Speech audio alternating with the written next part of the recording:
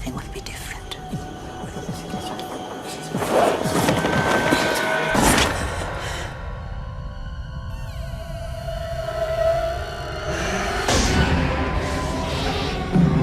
What do you want?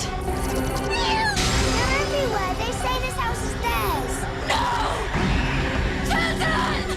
Come here! Run! Welcome back to the 8th annual Halloween special. Tonight we're talking about one of my favorite haunted house movies ever made, and that is Alejandro Amenábar's The Others. The film stars Nicole Kidman as a mother in 1945 whose children are photosensitive to light. Just the tiniest bit of sunlight could be potentially deadly to her children, so she keeps the curtains closed all day. Doors for every room are always shut and locked whenever you enter a new one. And she tells all of these rules to 2 new housekeepers and a gardener as they start work at her house early in the film. Things get weird when the lead housekeeper tells Nicole Kidman that she has worked in this house before and knows it like the back of her hand. And soon after that, she starts hearing noises everywhere, seeing strange things. Her children complain about a young boy that's speaking to them in the middle of the night named Victor. And from there starts one of the most gorgeous haunted house movies ever made. The Others is immaculately shot. It's such a beautiful looking movie. The fog that the house is constantly surrounded in, the use of candlelight for some scenes instead of traditional lighting, and a thrilling sense of movement and pace that never dwindles. I've always liked this movie. I liked it from the first time I saw it in the early 2000s, but it took many years for me to love it.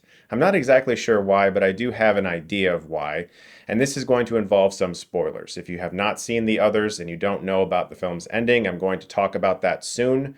And that is your warning. I hope you do see it. It's great. For those of us who have seen it or who don't care about spoilers, I'm going to talk about that now. The film's ending, of course, is that everyone in this house, Nicole Kidman, her children, and the housekeepers, they're all dead.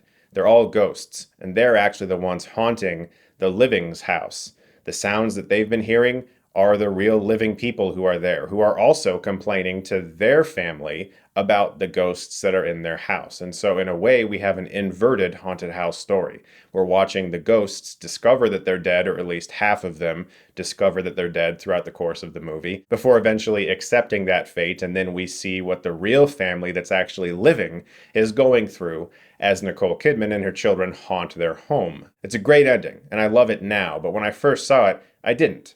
Because in 1999, The Sixth Sense happened. And I guess spoilers if you haven't seen this movie, but I'd be surprised if you somehow didn't know about the twist. After that, I basically thought that The Sixth Sense owned the twist of your character was actually dead the whole movie. So when The Others came out, I couldn't help but be reminded of The Sixth Sense, and I didn't love that ending the first time I saw the movie. Over the years, after subsequent rewatches, I have come to truly appreciate this movie as well as the ending, to the point where that initial concern doesn't even cross my mind anymore. It's one of the things I talked about in my review for I Know What You Did Last Summer. Sometimes when you take a movie out of historical context, the thing that bothered you before just doesn't anymore.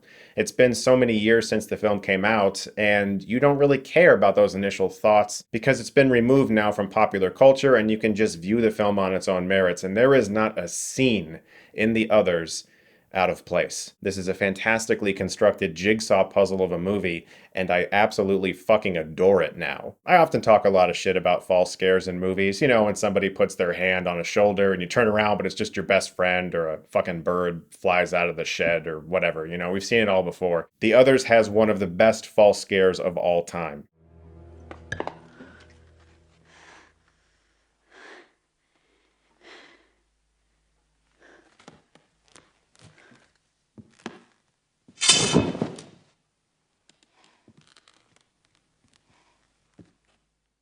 That is how you do a false scare in a movie. Nicole Kidman is legendary in this movie. She is so good. This is an Oscar-worthy performance that didn't even get nominated. She was, however, nominated for a Golden Globe. Also, the 2 children in the film are fantastic. They play off of Nicole Kidman very well, especially Alakina Mann, who has to have a lot of scenes with her.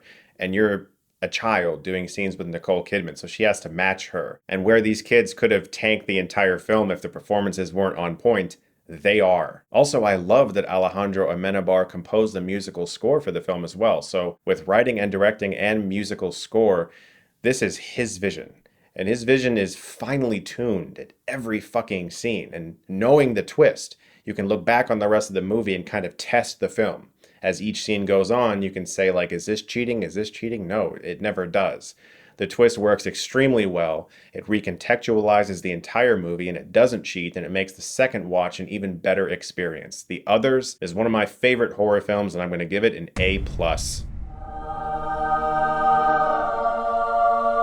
Performances, writing, production design, cinematography, music, directing, it's all top notch. Everything about this movie really works, and I think that the only way you can really dock points from it is if you're just not a fan of horror. If you are a fan of horror, this is the benchmark for this type of film. It doesn't get much better than this. I would, however, recommend checking out The Innocents, the 1961 movie based off of Henry James' book, The Turn of the Screw. That's a good one. And obviously The Others took some inspiration from that film. Guys, I hope you're enjoying the 8th annual Halloween special. Thank you so much as always for watching, and if you like this, you can click right here and get Stuckmanized.